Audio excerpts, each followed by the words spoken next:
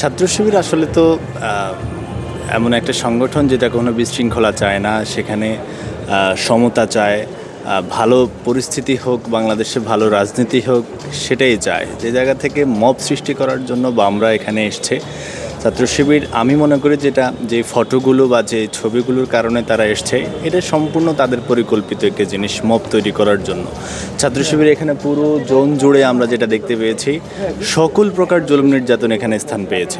গত 17 বছর শুধুমাত্র বিচারিক হত্যাকাণ্ডে নিজামী সাইদি নয়, সালাউদ্দিন কাদের চৌধুরী সেখানে ঠাঁই পেয়েছে, সেখানে অন্যান্য দলের লোকদের ছবি বা বিবরণ সেখানে ঠাঁই পেয়েছে। কিন্তু এখানে দেখলাম যে একবারে পরিকল্পিতভাবে এখানে তারা রাজাকার ট্র্যাগ দিয়ে এইসব শব্দটাকে ব্যবহার করে তারা এখানে একটা বিশৃঙ্খলা তৈরি করার চেষ্টা করছে। সব মিলিয়ে সুন্দর আয়োজনকে বিশৃঙ্খলিত করার লক্ষ্যেই তারা এই কাজটি করেছে। সেটা আমি মনে করি ছাত্র শিবির খুব চমৎকারভাবে ট্যাকল দিয়েছে এবং আজকে আরও চমৎকারভাবে তারা প্রমাণ সহকারে জাতির সামনে তুলে ধরেছে। এটাই সবচেয়ে চমৎকার বিষয়ে তুলে ধরেছে আর কি।